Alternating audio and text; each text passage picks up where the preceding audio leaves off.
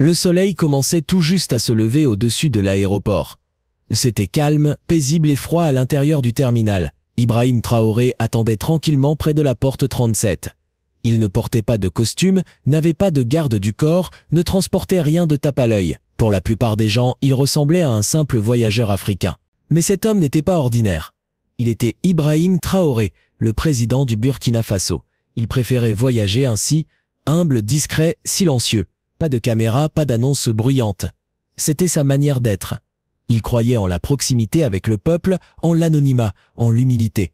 Son retour d'une réunion diplomatique en Europe ne faisait pas exception. Il venait de terminer des discussions importantes sur l'or, la souveraineté et l'avenir de l'Afrique. Mais maintenant, tout ce qu'il voulait, c'était rentrer chez lui. Alors qu'il marchait vers le vol Air France à destination de Ouagadougou, il salua un employé de l'aéroport en français, avec un sourire chaleureux. « Bonjour, ça va ?» L'employé lui rendit son sourire, sans se douter de qui il était vraiment. C'est ainsi que Traoré aimait que les choses se passent. Il monta à bord discrètement, hocha poliment la tête vers l'équipage de bord, et prit place en classe affaires, siège 2A près du hublot. Personne ne le remarqua. Personne ne s'en soucia. Du moins c'est ce qu'il croyait. Quelques rangées derrière lui, des chuchotements commençaient déjà.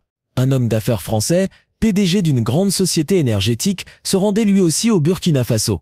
Il était habitué au traitement VIP, tapis rouge, champagne, première classe. Mais en arrivant à la porte, on lui annonça que la classe affaires était complète. Le PDG n'était pas content. Il ne connaissait pas le mot « non ». C'est là que le drame commença à se construire, doucement. Une petite exigence qui allait bientôt devenir une tempête. Il tapait impatiemment du pied, entouré de ses assistants et du personnel de la compagnie. « Je suis un partenaire stratégique dans plusieurs projets africains », disait-il. Pour lui, cela voulait dire que les règles ne s'appliquaient pas. Il exigea immédiatement un surclassement. Les agents de porte s'activèrent, murmurèrent, vérifièrent leurs tablettes. Mais la vérité était simple, la classe affaires était pleine. Tous les sièges étaient pris. Pourtant, le PDG insista. La compagnie fit alors appel à une chef de cabine senior. Grande, blanche, en uniforme Air France, elle s'appelait Claire. Elle arborait un sourire froid et forçait en montant dans l'avion pour régler la situation. Une fois à l'intérieur, Claire balaya la cabine du regard, tel un prédateur à la recherche de sa proie. Ses yeux s'arrêtèrent un instant sur un homme noir, en siège 2A. Ibrahim Traoré était assis tranquillement, lisant quelque chose sur son téléphone. Calme, comme toujours. Elle regarda de nouveau, pas de montre de luxe, pas de type assistant, aucun signe de pouvoir. Juste un homme noir en sweat à capuche.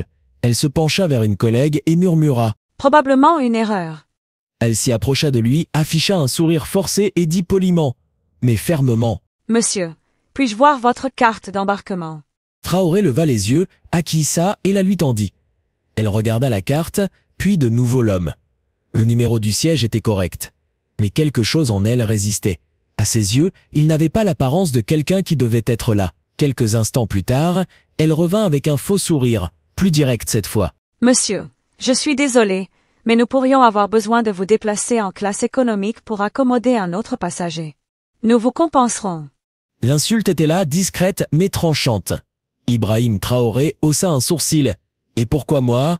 demanda-t-il calmement. « Aucune raison, monsieur. » répondit-elle en tentant de garder son sang-froid. « Juste un petit ajustement pour notre invité. »« Un invité plus important que moi ?»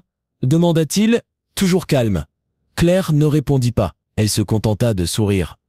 Les autres passagers commencèrent à sentir que quelque chose n'allait pas, mais personne ne dit un mot. Ibrahim, lui, se contenta de s'adosser à son siège et dit « Non, je resterai à ma place ». La tension était là, mais la tempête n'avait pas encore éclaté. Claire fut stupéfaite. Non? Un homme comme lui disait non? Elle n'y était pas habituée, surtout pas de la part d'un passager africain. Surtout pas pendant son service. Elle afficha un nouveau sourire, mais son orgueil était blessé. « Monsieur, j'insiste, c'est pour des raisons opérationnelles. » Traoré ne broncha pas. Il la regarda droit dans les yeux. « Si c'est opérationnel, alors expliquez-moi pourquoi c'est à moi qu'on le demande, et pas à un autre. » Claire hésita. Elle n'était pas préparée à une résistance aussi calme. Autour d'eux, plusieurs passagers de la classe affaires prêtaient maintenant attention. Un homme baissa son journal. Une femme cessa de taper sur son ordinateur. Quelque chose clochait, mais personne ne parlait. Le PDG français n'avait toujours pas embarqué. Il attendait à la porte qu'un siège se libère. Claire retourna au cockpit, chuchota au capitaine, puis revint avec une solution. Mais elle ne parla plus à Traoré. Elle s'approcha d'un autre homme noir en classe affaires, puis d'un autre. Elle ciblait clairement ceux qui, à ses yeux, n'avaient pas leur place ici.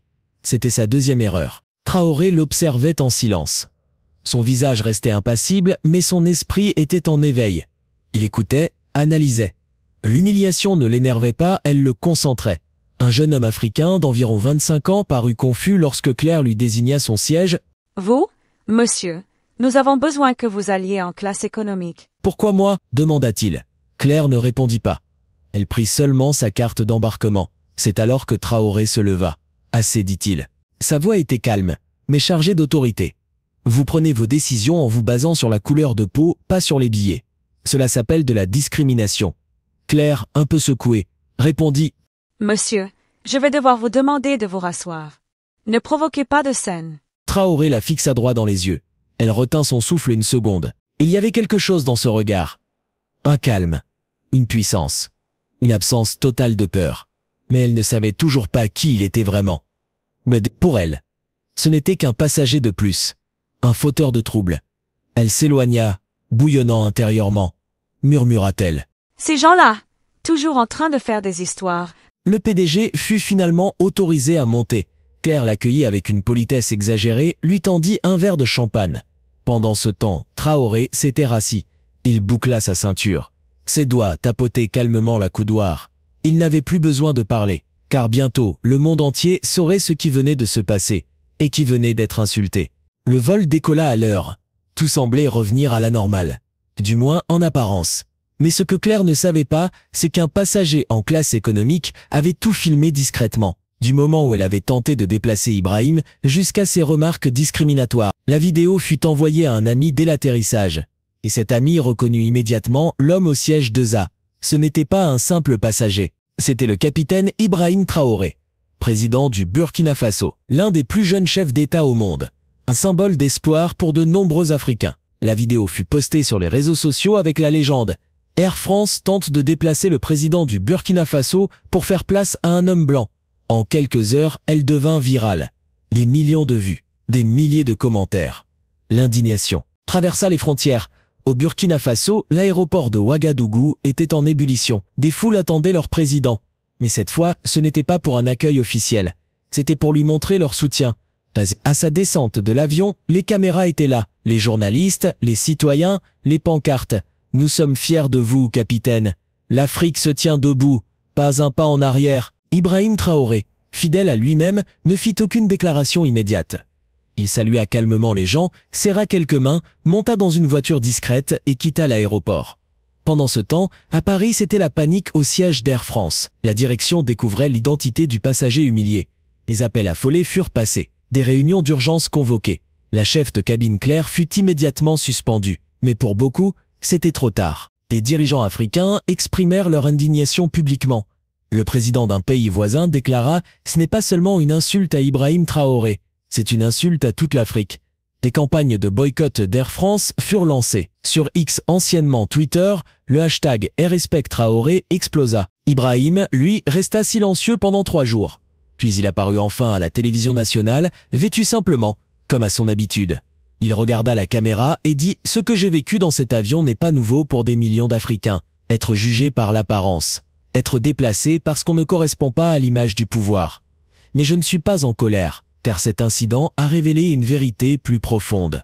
Nous devons bâtir notre propre respect, notre propre dignité ici, chez nous. » Il fit une pause, puis ajouta « Le respect ne se demande pas.